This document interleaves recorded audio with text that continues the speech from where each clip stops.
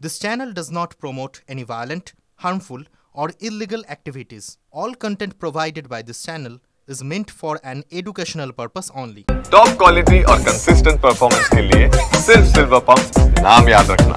দেখুন, পশ্চিমবঙ্গ শান্তিপূর্ণ, গণতান্ত্রিক, ধর্মনিরপেক্ষ একটি রাজ্য।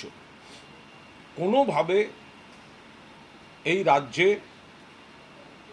কোনোভাবে বিজেপি মানুষের কাছে না যেতে পেরে জনতার দরবারে প্রত্যাখ্যাত হয়ে নানা ধরনের বৈষম্য, চক্রান্ত, আর্থিক প্রতিরোধ, কুৎসা এগুলো চালিয়ে যাচ্ছে।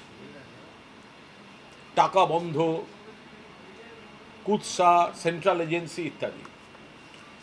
এরপরে এখন আর একটা ভয়ঙ্কর জিনিস সামনে আসছে, সেটা হচ্ছে এই যে মুর্শিদাবাদের কিছু জায়গায়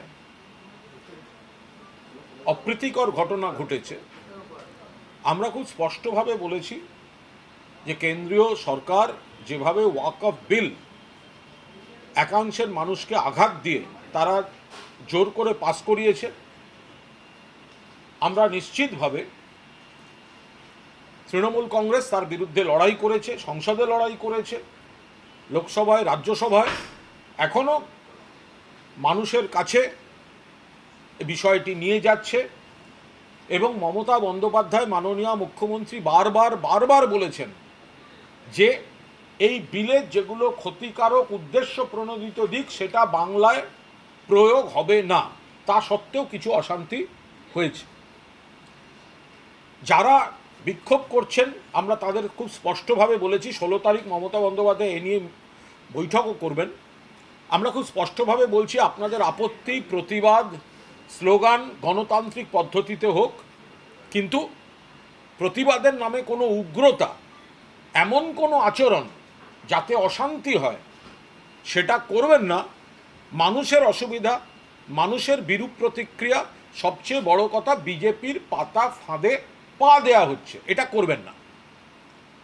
কিন্তু আমাদের একাধিক অভিযোগ আসছে, মারাত্মক অভিযোগ আসছে। এই অভিযোগগুলো নিয়ে যথাযথ তদন্ত করার জন্য আমরা সংশ্লিষ্ট কর্তৃপক্ষকে অনুরোধ করছি।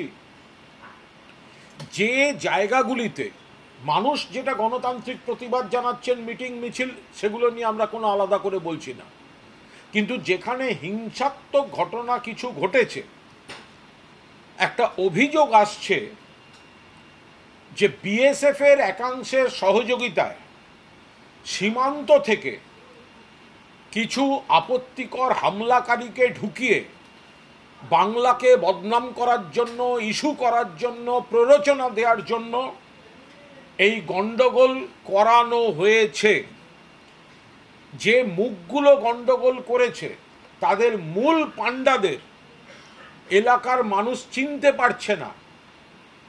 যারা অশান্তি করেছে নিশ্চয়ই পুলিশ তারা তাদের মতো আটকাচ্ছেন, ধরছেন, ব্যবস্থা নিচ্ছেন, কিন্তু যে মাস্টার মাইন্ড যারা, একটা অভিযোগ আসছে যে কোনো রাজনৈতিক দলের অংশ কেন্দ্রের কোনো এজেন্সির সঙ্গে হাত মিলিয়ে বা কেন্দ্রের কোনো এজেন্সির পরিচালনায় একটা গোপন ব্লু প্রিন্টের মাধ্যমে বিএসএফ এর একাংশকে কাজে লাগিয়ে দুষ্কৃতী, হামলাবাজ যারা এই ধরনের কাজ করে তাদেরকে বিএসএফ এর একাংশের সহযোগিতায় ঢুকিয়ে গণ্ডগোল করিয়ে আবার সরিয়ে দেওয়া হয়েছে। কারণ এদের যারা বেশি উস্কালো তাদের খুঁজে পাওয়া যাচ্ছে না এবং এলাকার মানুষ চিনতে পারছেন না। তারাই লোক খেপিয়েছে, তারাই আগুন জ্বেলেছে, তারাই গণ্ডগোলটাকে তৈরি করে। আমরা শুধু বলছি আপনারা এতে পা দেবেন না, কারণ এতে বিজেপির এজেন্ডা। পশ্চিমবঙ্গে গণ্ডগোল হলে, পশ্চিমবঙ্গে আগুন জ্বলার ছবি দেখালে কাদের লাভ? বিজেপির লাভ, আর বিজেপির বি টিম, সিপিএম আর কংগ্রেসের লাভ, আর দু একটা দল যারা ওদের সঙ্গে আছে। আমরা তদন্ত দাবি করছি এই অভিযোগ ঠিক কিনা যে কোনো রাজনৈতিক দলের ওখানকার একটি অংশ এটা একটা গভীর ষড়যন্ত্র।